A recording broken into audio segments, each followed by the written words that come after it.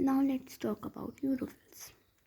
न्यूरोफिल्स का साइज़ होता है 10 to 14। बेसिकली सबका साइज़ होता है 10 to 14 except the two, that is small lymphocyte and monocyte.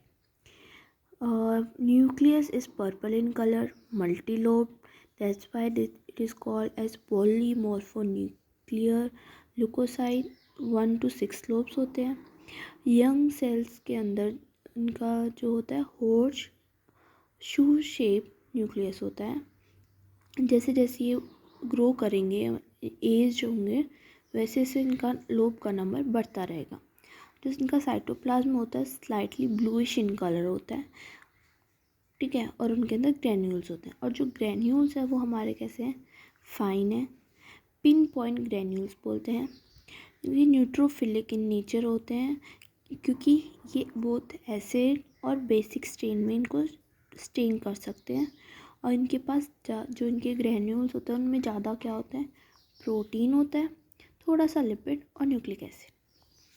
जो ग्रैन्यूल्स होते हैं इनके अंदर जो एंजाइम है वो कौन कौन, बहुत सारी एंजाइम्स होती हैं जो कि हमें चीज़ों को डिसॉल्व करने में, जैसे ग्लूकोसाइड, सल्फेटेस, फॉस्फेट, न्यूक्लियस, ये सारी हमारे पास एंजाइम होते हैं जो कि लाइएज करवाएंगे, इसलिए इसको बोलते हैं लाइसोसोम्स। जो हमारे पास ग्रेनुलोसाइड्स है वो हिस्टामिन और पेरोक्सीडेज एंजाइम भी लिबरेट करेंगे जो कि हमें बैक्टीरिया को किल करने में हेल्प करेंगे। इनका लाइफ स्पैन होता है 6 to 30 आवर्स का। अगर ये सर्कुलेशन को छोड़ देते हैं और वो डायरेक्ट फिर किस में टिश्यू माइक्रोफेज में एंटर कर जाते हैं और कुछ हमारे जीआईटी में एंटर करते हैं और हमारे जो फीसिस होते हैं उनके साथ ये बाहर आ जाते हैं। और कुछ होते हैं रेस्पिरेटरी सिस्टम से भी एक्सक्रीट हो जाते हैं। फिर उसके बाद हमारे पास आता है कि इनका मेटाबॉलिज्म।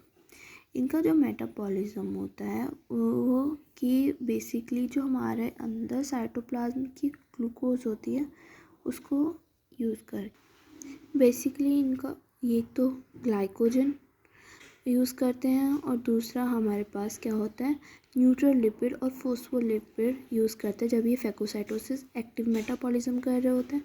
और दूसरा ये कर रहे होते हैं नेक्रोटिक टिश्यूज़, जब ये एनारोबिक कंडीशन के अंदर ये लोग जब वेस्ट वगैरह रिमूव कर रहे होते हैं तब। फिर उसके बाद इनके पास फंक्शंस, बेसिकली इनके फंक्शंस होते हैं phagocytosis first line of defence, second line of defence होते हैं हमारे पास मोनोसाइट और फर्स्ट लाइन कौन है, neutrophil. First line of defence, जैसे कोई बैक्टीरिया या फिर कुछ भी आता है तो क्या करते हैं, ये इसको किल कर देते हैं। फिर उसके बाद जब हमारे फीवर होती है तो एंडोजीनस पायरोजन भी बोलते, एंडोजीनस पायरोजन ये सिक्रीट करते हैं जो कि हमारे फीवर प्रोड्यूस करेंगे और उससे क्या हो जाएगा, बैक्टीरिया को किल कर देंगे। और दूसरा होता है इनकी कंडीशंस की, अगर ये उनका नंबर बढ़ जाता है, जैसे कि नंबर बढ़ेगा जब उसको हम बोलेंगे न्यूरोपीलिया। न्यूरोपीलिया कि क्या फिजियोलॉजिकल कंडीशंस होती हैं, जैसे कि अगर हम एक्सरसाइज करते हैं या फिर एपिनेफ्रिन लेते हैं या फिर प्रेगनेंसी, मेंस्ट्रुएशन और लैक्टेशन, यही 3 कंडीशन की वजह से सिर्फ और सिर्फ प्रेगनेंसी, मेंस्ट्रुएशन और लैक्टेशन ये इसके अंदर ही आएगा, कहीं पे भी नहीं आएगा। उसके अंदर क्या होगा, न्यूरोफिल्स का नंबर बढ़ जाएगा। दूसरा होता है हमारे पास पैथोलॉजिकल में क्या होता है, जब हमारे पास कोई पस प्रोड्यूस होता है, पायोजन होता है उसके वजह से, या फिर हमारी स्किन कहीं पे बर्न हो जाती है या फिर मायोकार्डियल इन्फेक्शन हो जाता है, फिर सर्जरी के बाद या फिर हीमोरेज के बाद इसका नंबर बढ़ता है। न्यूट्रोपीनिया में क्या होता है, नंबर उसका डिक्रीज़ हो जाएगा। किसमें, जो चिल्ड्रंस होते हैं उनके अंदर कम होता है, ठीक है, उनके अंदर उनका काउंट होता है 40%। नॉर्मली कितना होता है 50 to 70, बट चिल्ड्रन के अंदर होता है 40%। टाइफॉइड फीवर की वजह से, वायरल इन्फेक्शन की वजह से, या फिर बोन मैरो डिप्रेशन, या फिर विटामिन B12 की डिफिशिएंसी, सिर्फ यही एक है जिसके अंदर विटामिन B12 की डेफिशिएंसी आई होगी तो हमारे पास न्यूरोफिल्स का नंबर डिक्रीज़ हो जाएगा। फिर अब आते हैं हमारे पास, अगर हमें इसका डायग्राम वैसे बनाना हो तो हम इसको ऐसे बना सकते हैं। अगर वैसे बनाना, क्योंकि यहाँ से थोड़ा क्लियर नहीं है, क्योंकि ये वाला जो छोटा सा है ये है हमारे पास न्यूरोफिल, तो इसलिए उसको जूम आउट करके हम एग्ज़ाम के टाइम पे ऐसे बना सकते हैं। फिर आता है हमारे पास इज़नोफिल। इज़नोफिल सेम साइज़ 10 to 14, इसका न्यूक्लियस सेम पर्पल कलर का। ये कैसे होते हैं? 85% जो सेल्स होते हैं वो बाइलोब्ड होते हैं और जो 15% होते हैं वो होते हैं ट्राइलोब्ड। फिर उसके बाद जो इनका साइटोप्लाज्म होता है ये एसिडिक होते हैं बेसिकली। इनका नाम होता है इज़नोफिल्स, तो ये होते हैं एसिडिक। ये इनका जो साइटोप्लाज्म है वो लाइट पिंक कलर में दिखेंगे और इसके अंदर भी ग्रैन्यूल्स होंगे। ग्रैन्यूल्स इसके कैसे होंगे? कोर्स। उसके कैसे थे? फाइन। इसके होंगे कोर्स।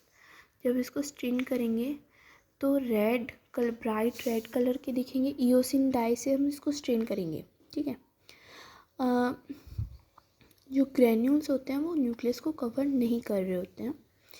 इनके अंदर कौन कौन क्या होता है? ग्रैन्यूल्स के अंदर होता है बहुत वेरी हाई परऑक्सीडेट कंटेंट। परऑक्सीडेज में जो हिस्टामीन होता है वो मैक्सिमम होता है।